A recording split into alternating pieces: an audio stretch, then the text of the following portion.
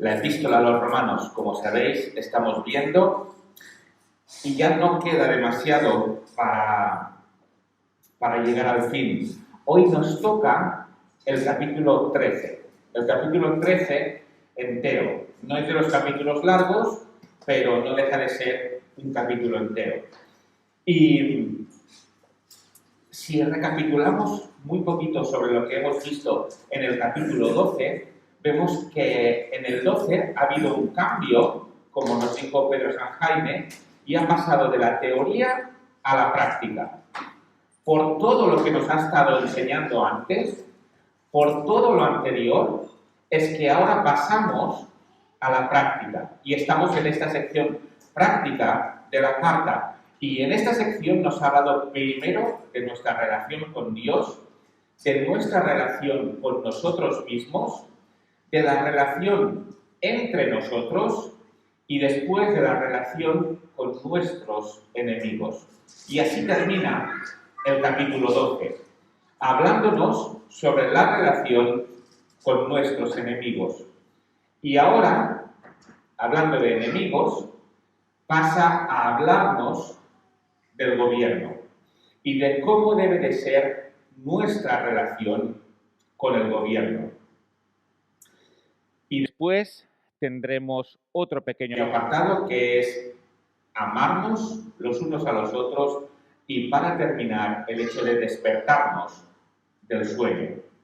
Vamos a empezar con este primer apartado que tenemos ahora, nuestra relación con el gobierno.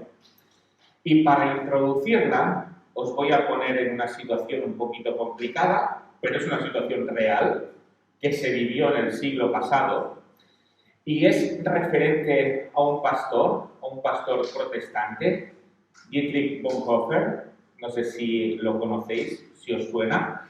Él era un pastor protestante, de hecho durante un tiempo estuvo pastoreando una iglesia aquí en Barcelona. Pero además también era militar del Tercer Reich de Hitler. Y, aunque estuvo un tiempo aquí en Barcelona, desarrolló la mayor parte de su vida en Alemania. Él, como militar, de hecho con cargo militar, tenía acceso para hacer un complot y matar a Hitler. Pero como protestante, como cristiano, tenía problemas éticos en el momento de hacer eso. ¿Cómo solucionamos esto? ¿Él podía desarrollar este complot para matarlo? ¿O como cristiano debía de someterse al que era el gobierno? Vamos a leer los primeros 2 versículos del capítulo 13.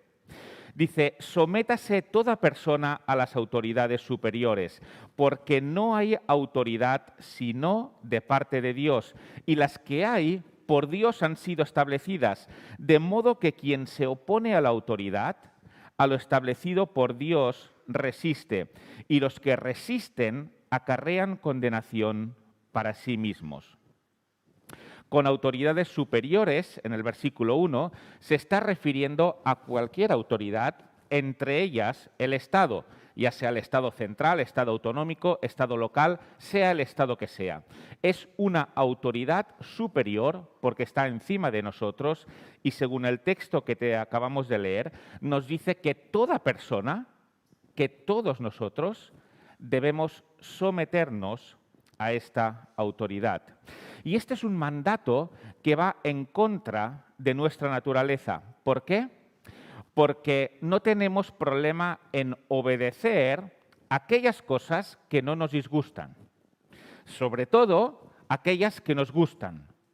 Aquí no hay ningún problema, pero sí encontramos muchos problemas en obedecer aquello que nos va en contra, aquello que no nos gusta. Y este tipo de obediencia va en contra de nuestra naturaleza. ¿Y qué es lo que hacemos entonces? Pues entonces deseamos tener una excusa para desobedecer, pero hacerlo con la conciencia limpia. Es decir, desobedezco, pero quiero tener la conciencia limpia. Y en un mandato como este, que nos acaba de decir aquí Pablo, si queremos tener la conciencia limpia, lo que empezamos es a cuestionar a los políticos. Si realmente merecen nuestra obediencia. Y para cuestionarlos, no empezamos con los políticos buenos, sino que vamos a pensar en los políticos malos, ¿verdad? Y entonces pensamos, quizá en primer lugar, o en uno de los primeros lugares, en Hitler, por eso he empezado con él, pero no es el único que nos puede venir a la mente. Tenemos muchos otros, Mussolini, Pol Pot, Pinochet, Kim Jong-un, muchísimos más, que nos vienen a la mente y decimos, ¿de verdad Dios nos estás mandando que nos sometamos a esta autoridad? Y no solo eso, sino que nos dices que tú la has puesto. ¿Esto tiene alguna clase de sentido? Y si nos vamos al profeta Daniel, en el capítulo 2, él nos dice ahí sobre Dios, Él muda los tiempos y las edades, quita reyes y pone reyes. Y no olvidemos que Daniel estaba cautivo en Babilonia. Un pueblo que había llevado al exilio al pueblo de Dios. Por tanto, nos planteamos, ¿de verdad, Pablo, a cualquier gobierno debemos obedecer? ¿A cualquier autoridad podemos obedecer? Todas, absolutamente todas, han sido puestas por Dios. Entendemos que algunas pueden haber sido puestas por Dios porque no son del todo malas, pero todas han sido puestas por Dios sin excepción. El texto nos lo dice claro, no hay autoridad sino por parte de Dios. Así que cualquier autoridad que alguien vea es una autoridad que está por parte de Dios. Podemos decir, bueno, mira, quizás Pablo no sabía el tipo de autoridades que iban a venir después de él. Pablo está diciendo esto de la autoridad que le quitó la vida a Jesús. No es que Pablo no tuviera conocimiento de autoridades negativas. No.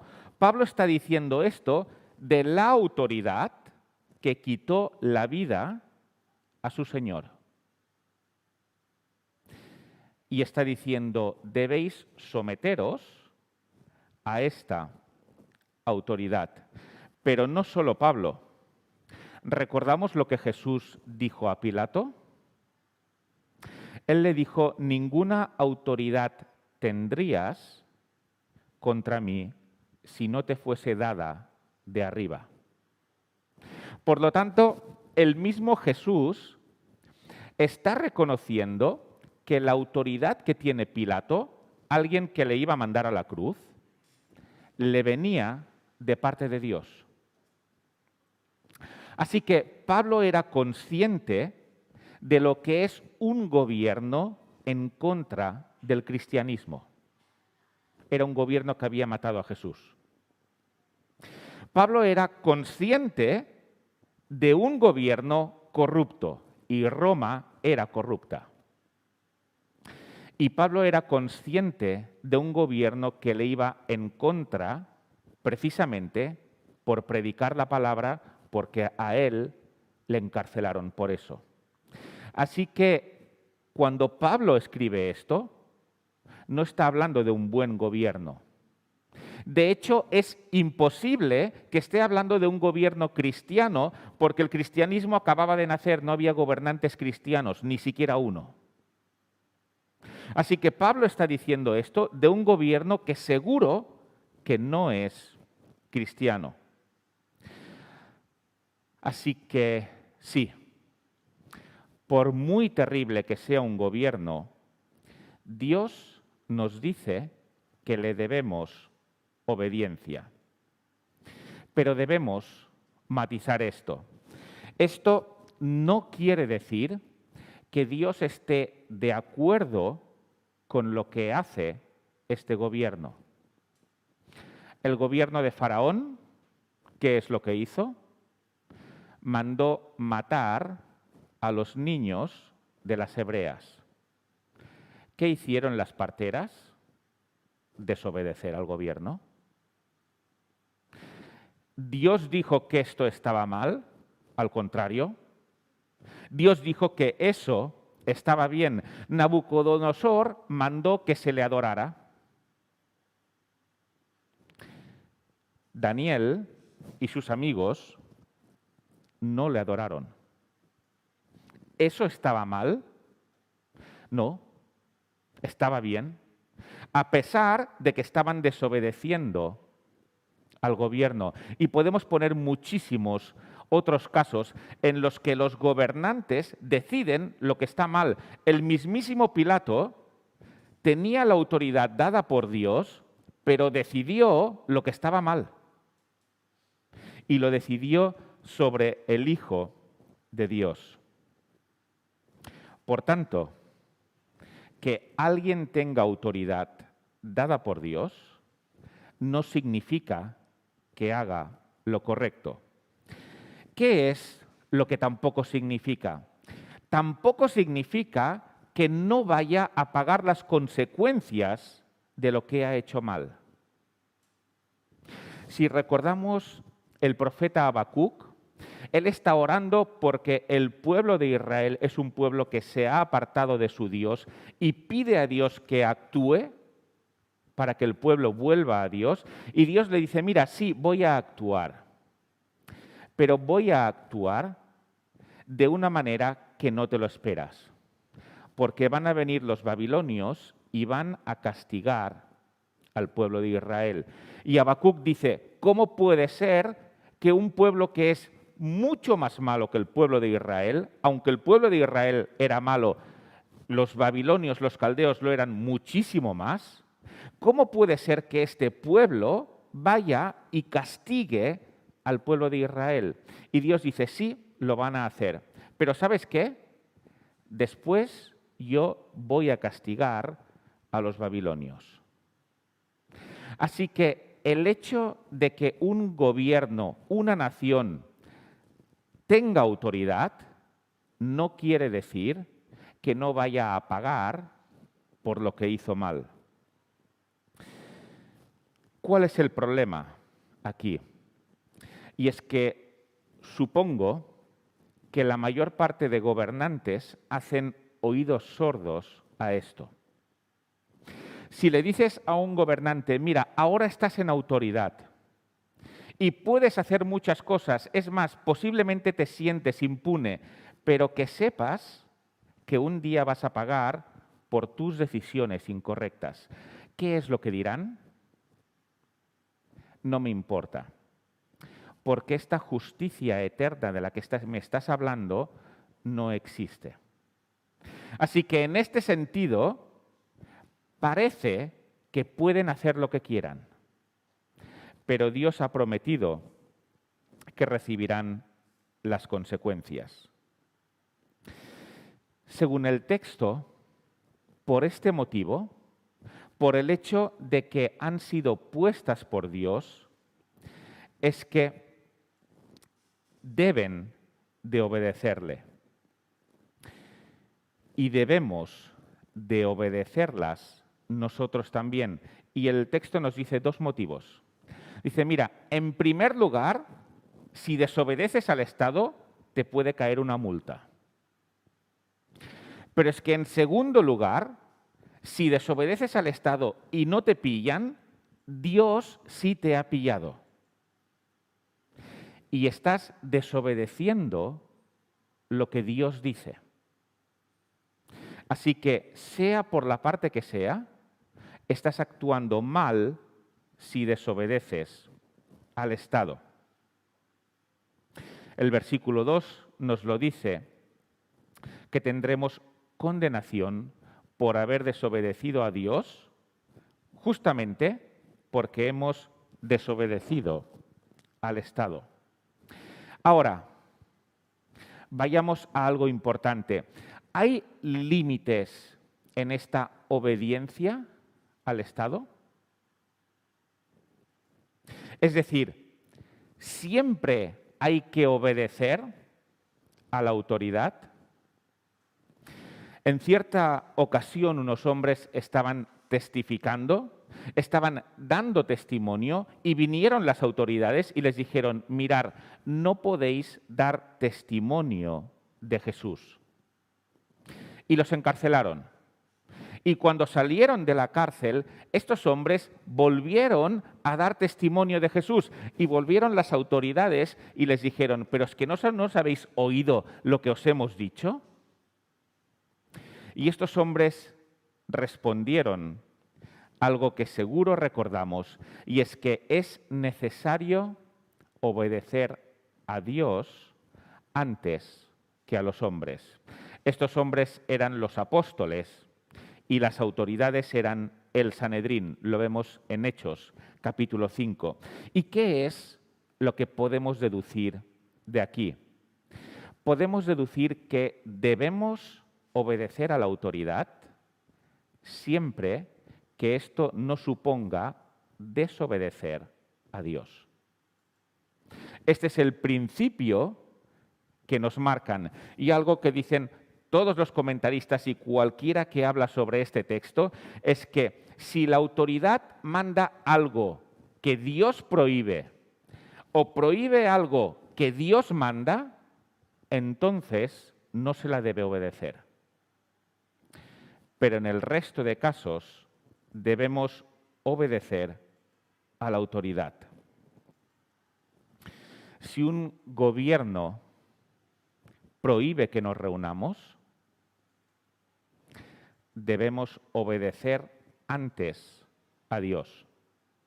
Si un gobierno obliga a que se adore a alguien que no sea Dios, como actualmente Corea del Norte, hay que obedecer antes a Dios. Y si un gobierno actúa de forma injusta, puesto que la injusticia es algo que Dios odia, debe de encontrarse delante a los cristianos. Debe de encontrarse delante a los cristianos luchando y promoviendo la justicia. Por supuesto, hay grados, hay maneras de hacerlo. Se puede empezar por los juzgados, por denuncias, por publicación en los medios. Se puede seguir con la resistencia civil, simplemente resistiendo, y al final la desobediencia civil. El Estado tiene límites, y esos límites son lo que Dios manda. Así que, aunque se les haya encargado esto, Dios está por encima. Versículos del 3 al 6 dice: porque los magistrados no están para infundir temor al que hace el bien, sino al malo. ¿Quieres pues no temer la autoridad? Haz lo bueno y tendrás alabanza de ella, porque es servidor de Dios para tu bien. Pero si haces lo malo, teme, porque no en vano lleva la espada, pues es servidor de Dios para vengar, pues es servidor de Dios, vengador para castigar al que hace lo malo. Por lo cual es necesario estar de sujetos, no solamente por razón del castigo, sino también por causa de la conciencia. Pues por esto pagáis también los tributos, porque son servidores de Dios que atienden continuamente a esto mismo. Según lo que habíamos visto en los dos primeros versículos, el gobierno lo tiene bien, porque requiere que se le obedezca. Pero lo que estamos viendo en estos versículos que le siguen es que Dios encarga algo importante, muy importante, al gobierno. ¿Y qué es lo que Dios le encarga al gobierno? Dios le dice al gobierno que tiene que usar sus herramientas para castigar al malo y para recompensar al bueno. Este es el encargo de Dios hacia el gobierno, castigar al malo, versículo 3, para infundir temor al malo. Versículo 4, vengador para castigar al que hace lo malo. Y luego para recompensar al bueno. No están para infundir temor al que hace el bien. Y versículo 3 también, haz lo bueno y tendrás alabanza de ella. Por lo tanto, Dios está ordenando al gobierno que distinga, que haga una separación entre lo bueno y lo malo. Y no que lo haga según el criterio del gobierno, sino que lo haga según el criterio de Dios, que es el que nos ha dicho antes en el capítulo 12. Este es el encargo de Dios al gobierno. Dice, mira, tú tienes que distinguir entre lo bueno y lo malo. Tienes que recompensar lo bueno y tienes que castigar lo malo. ¿Cómo ha empezado este capítulo justo en el versículo anterior? Vence con el bien el mal, según el criterio de Dios. Y este es el encargo de Dios para todos los gobiernos de la tierra, sea el gobierno que sea. Tiene el encargo de saber qué es lo bueno por parte de Dios y fomentarlo. Y qué es lo malo por parte de Dios y castigarlo. Este es el encargo que tienen todos los gobiernos, crean o no en Dios, tienen este encargo. Y pensamos, qué lejos están los gobiernos actualmente de esto, ¿verdad? De decidir qué es lo bueno, y cuando estoy hablando de qué es lo bueno, no estoy diciendo de que un gobierno obligue a todos los ciudadanos a tomar la Santa Cena, ni muchísimo menos, no tienen que hacer esto. Hay encargos que son concretamente para los que creen, pero de los encargos que no son únicamente para los que creen, el gobierno tiene la necesidad de saber qué es lo bueno y fomentarlo. Y de saber qué es lo malo y castigarlo. Y a nosotros se nos pide obediencia a ello. Y otro aspecto que vemos en este texto es un aspecto interesante y que muchas veces no nos gusta, es que Dios legitima el uso de la fuerza por parte del gobierno para hacer cumplir la ley. Versículo 4. Teme porque no en vano lleva la espada. ¿Quién? Los servidores del gobierno. La espada es el uso de la fuerza. Así que, según lo que Dios nos está diciendo aquí, Él otorga al Estado el poder de usar la fuerza para obligar a cumplir la ley. Y la fuerza hasta niveles elevados, porque la espada aquí puede significar llegar hasta la muerte. Llegar hasta la ejecución de una persona para obligar a que haga lo bueno.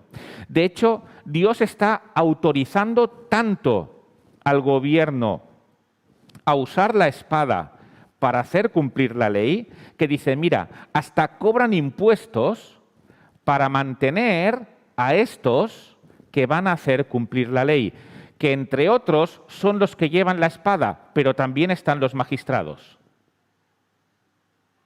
Así que es legítimo que el gobierno cobre impuestos para dar espada a sus trabajadores, para tener magistrados, para hacer cumplir la ley. Es un encargo por parte de Dios.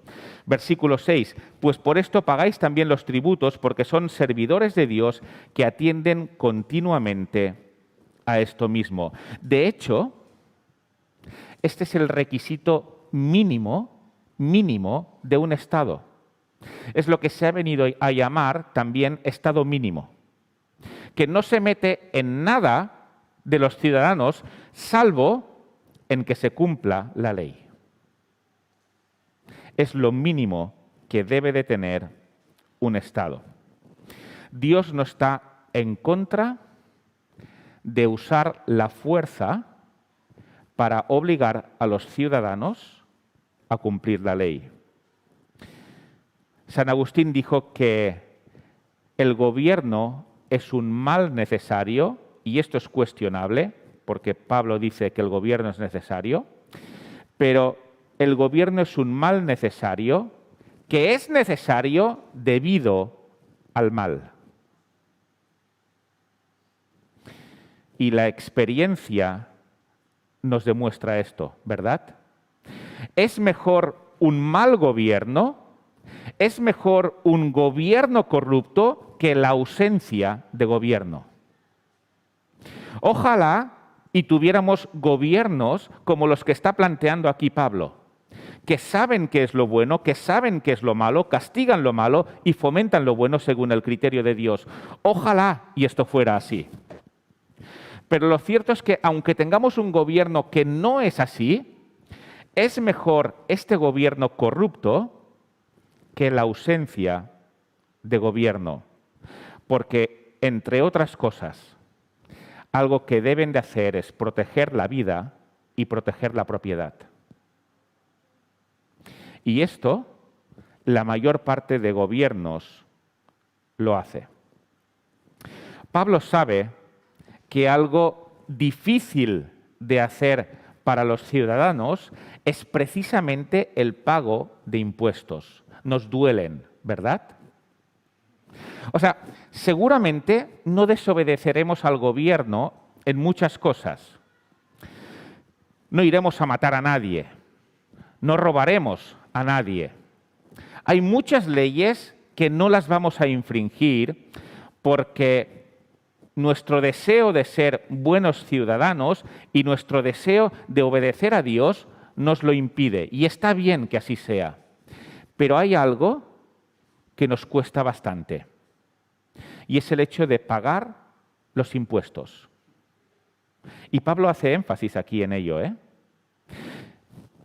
Y Pablo está hablando de unos impuestos que lo que iban a permitir es que un soldado o varios soldados le tuvieran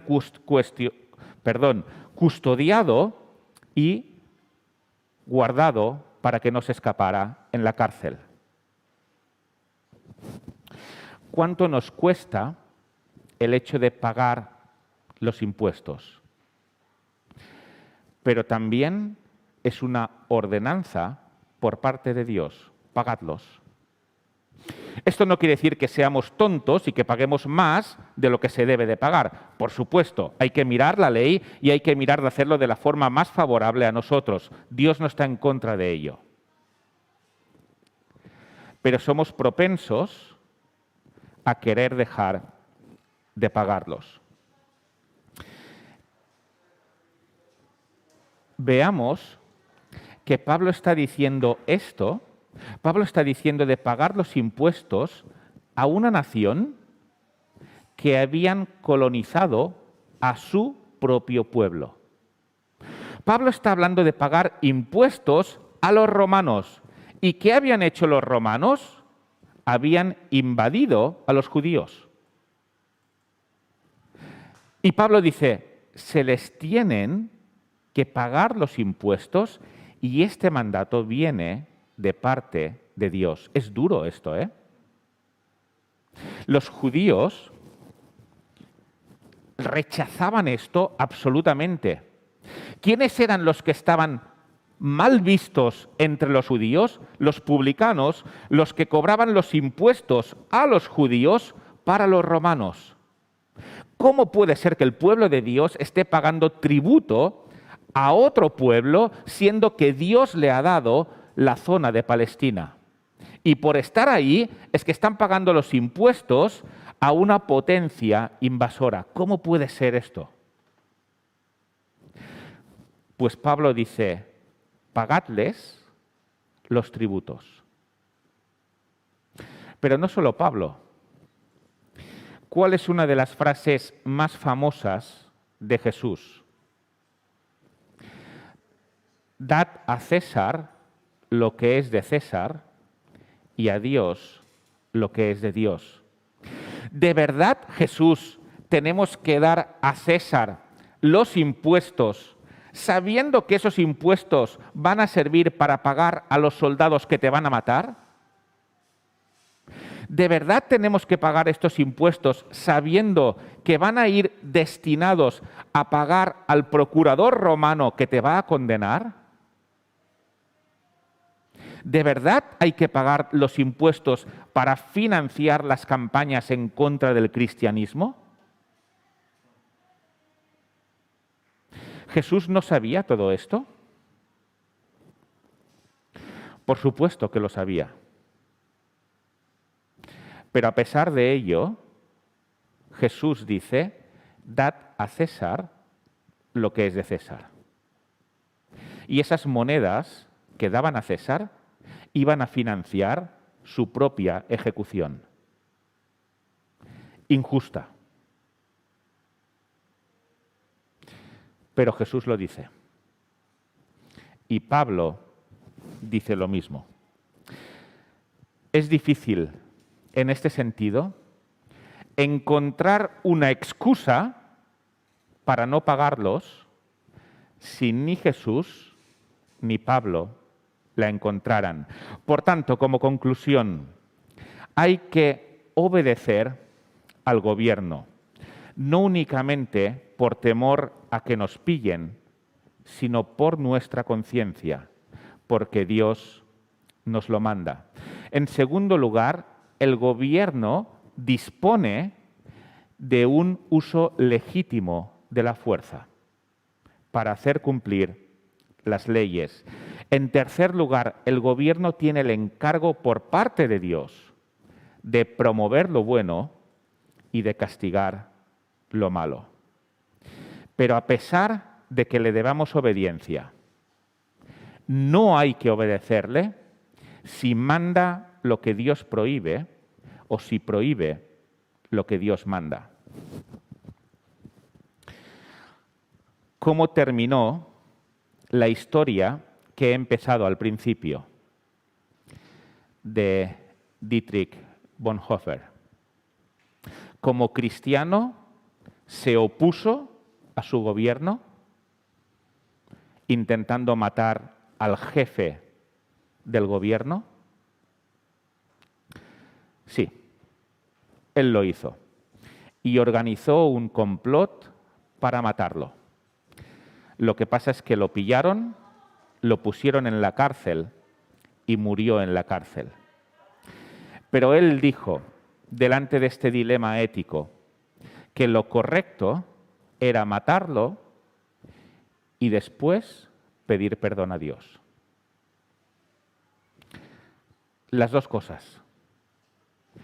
Pero no se podía permitir que un gobernante hiciera lo que estaba haciendo. Versículos del 7 al 10, y aquí cambiamos de tema, la ley del amor. Pagad a todos lo que debéis. Al que tributo, tributo, al que impuesto, impuesto, al que respeto, respeto, al que honra, honra. No debáis a nadie nada, sino amaros, el amaros unos a otros, porque el que ama al prójimo ha cumplido la ley. Porque no adulterarás, no matarás, no hurtarás, no dirás falso testimonio, no codiciarás, y cualquier otro mandamiento. En esta sentencia se resume: amarás a tu prójimo como a ti mismo. El amor no hace mal al prójimo, así que el cumplimiento de la ley es el amor. Si a alguien se le pide que enlace el pago de impuestos con el amor, le están dando una tarea prácticamente imposible. Pero Pablo lo hace en un versículo. Y es que dice, mira, el pago de impuestos es una deuda. Y el amor también es una deuda. De los unos para con los otros. La diferencia está en que el pago de impuestos podemos cumplirlo, pagando lo que debemos pagar. Pero la deuda del amor no la podemos cumplir. Pablo dice en este texto, mira, pagad a todos. El tributo, págalo hasta que no debas más tributo. El impuesto, págalo hasta que no debas más impuesto. El respeto, págalo hasta que no debas más respeto. La honra, págala hasta que no debas más honra. Pero ¿qué es lo que ocurre con el amor? Aquí Pablo no dice, mira, págalo hasta que lo hayas pagado todo. Sino que en el amor siempre hay deuda. ¿Por qué? Porque si pagamos la deuda del amor, quiere decir que estamos cumpliendo perfectamente los mandamientos, como mínimo los que se refieren a nuestras relaciones, no a nuestra relación con Dios, sino a nuestra relación entre nosotros mismos. ¿Por qué? Porque el texto nos ha dicho que todos estos mandamientos que se refieren a las relaciones entre nosotros mismos se resumen en amarás a tu prójimo como a ti mismo. Si cumples esto a la perfección, entonces no quebrantas estos mandamientos. Y Pablo nos ha enseñado en los primeros capítulos a los romanos que todos somos culpables de estos mandamientos. Por lo tanto, tenemos una deuda de amor. ¿Y cómo lo sabemos? Lo sabemos porque para con los demás no nos comportamos de una forma perfecta. No nos comportamos de una forma sin mancha, porque si lo hiciéramos, habríamos cumplido estos mandamientos. El cumplimiento de la ley es el amor.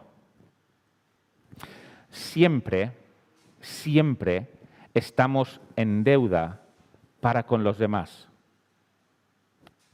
Y esto tiene su lado bonito, ¿verdad? Yo os debo amor a vosotros, según lo que Pablo está diciendo aquí.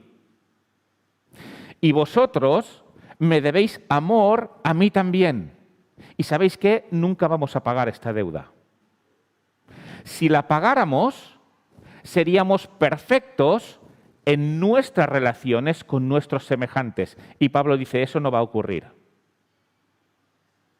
Así que aquí os permito tener deuda en el hecho de amaros. ¿Quieres pecar menos respecto a tus semejantes? ¿O quiero yo pecar menos respecto a mis semejantes? Tengo que tener la vista puesta en obedecer, por supuesto, pero según este texto, tengo que tener la vista puesta en amarles. Si les amo, no pecaré contra ellos. Pero por desgracia, el amor propio supera el amor a los demás. Y eso nos lleva a infringir estos pecados de los que está hablando aquí Pablo. Si aumento mi amor hacia los demás, voy a aumentar mi posibilidad de cumplir los mandamientos respecto a ellos. Y para finalizar, versículos del 11 al 14, dice, y esto, el hecho de vivir amando a los demás, conociendo el tiempo, que ya es hora de levantarnos del sueño, porque ahora está más cerca de nosotros nuestra salvación que cuando creímos. La noche está avanzada. y se acerca el día. Desechemos, pues, las obras de las tinieblas y vistámonos las armas de la luz. Andemos como de día, honestamente, no en glotonerías y borracheras, no en lujurias y lascivias, no en contiendas y envidia, sino vestíos del Señor Jesucristo y no proveáis para los deseos de la carne. Aquí Pablo está haciendo una asociación entre el tipo de obras y la noche o el día. La noche conlleva unas obras, el día conlleva otras. Las obras de las tinieblas, versículo 12, glotonerías, borracheras, lujurias, lascivias, contiendas y envidia. Es decir, está dando rienda suelta a todos los deseos de la carne, absolutamente a todos. A comer, al sexo, al egoísmo, rienda suelta a todo. Estas son las obras de las tinieblas. ¿Cuáles son las otras? Las de la luz. Versículo 12. Honestamente, no en glotonerías y borracheras, no en lujurias y lascivias, es decir, lo contrario, no en contiendas y envidias. ¿Y qué significa esto? Versículo 14, vestirse del Señor Jesucristo, no proveer para los deseos de la carne. Y Pablo está haciendo aquí una similitud muy interesante y creo que nos debería de llevar a todos a la acción. Dice, mira, para cada persona hay una noche y un día. La noche es cuando no se ve, ¿verdad? Cuando está oscuro. Las obras de esta persona todavía no han sido puestas a la luz. Todavía no se han manifestado y han sido visibles para Dios. Por tanto, cualquiera puede andar en estas glotonerías, lascivia y todo lo que nos ha dicho antes. ¿Por qué? Porque está en la noche. Porque todavía las obras no han sido puestas de manifiesto. Pero después de la noche viene el día. Y en el día hay luz. Y esta luz pone de manifiesto las obras que se hacen. En concreto, pone de manifiesto delante de Dios, aunque Dios lo sabe siempre, pero pone de manifiesto delante de Dios, siendo nosotros conscientes también de las obras que hacemos. Y lo que dice Pablo aquí es que, mira, a todas las personas nos ocurre lo mismo. Todas tenemos un periodo de oscuridad en el que nuestras obras no han salido a la luz. Pero llega el día y nuestras obras van a salir a la luz. Y Pablo está diciendo en este texto, mira, no son las 12 de la noche, que todavía te queda toda la noche por delante. No son las 12 de la noche, son las 5 de la madrugada. Queda muy poquito para que se haga de día. Queda muy poquito para que veas la luz de tu salvación. Queda muy poco. No son las 12. ¿Y qué es lo que eso implica? Lo que implica es que tenemos que levantarnos y hacer las obras que se tienen que hacer estando en la luz. Pablo dice, mira, levántate. Levántate porque no son las 12, son las 5. Y las obras de la luz van a salir a la luz. Por tanto, levántate y haz las obras de la luz. Porque ahora está más cerca de nosotros nuestra salvación que cuando creímos. En breve llegará la luz. Por tanto, dice Pablo, despertémonos. Despiértate y empieza a hacer las obras de la luz. Que no te pille la luz en la cama. Que no te pille la luz no en borracheras y en lascivias, que si somos cristianos no nos va a pillar en eso, pero nos puede pillar en pijama. Y Pablo dice, no debe de ser así. Debe de pillarte trabajando en las obras de la luz. ¿Y cuántas veces, cuántos cristianos, si hablas con ellos y ya son mayores, el lamento es, ¿por qué no me habría puesto a trabajar para Dios antes? Ahora tengo un poco de tiempo, pero muy poco tiempo.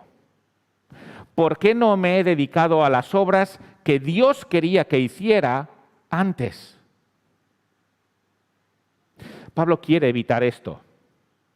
Pablo quiere evitar que lleguemos al momento del día y digamos, ¿por qué no me he levantado antes? ¿Por qué no me he levantado antes y he empezado a hacer lo que debía de hacer? ¿Por qué no lo he hecho? Para vivir así, tenemos que pensar que son las 5 de la madrugada para nosotros. No son las 12 de la noche, son las 5. Y Pablo no quiere que lleguemos al fin de nuestra vida y digamos, ¿por qué no me he puesto a trabajar? Y nos está diciendo a ti y a mí, levántate. Levántate y empieza a hacer las obras de la luz, las que acabamos de ver, para que cuando te llegue el día, Dios vea y tú veas delante de Él las obras que estáis haciendo. Este es el llamado que Pablo nos dice que tenemos que hacer. Hasta aquí la meditación de hoy. Siento que es un texto largo, es difícil tocarlo todo, pero acordémonos de esto. Debemos obediencia al gobierno, pero con límites. Nuestra tarea es amar y además vistámonos de las obras de la luz, despertando de nuestro sueño. Que no nos pille el final de nuestra vida como cristianos y lamentemos no habernos despertado antes. Despertemos ahora. Despertemos a las obras que Dios tiene preparadas para que andemos en ellas.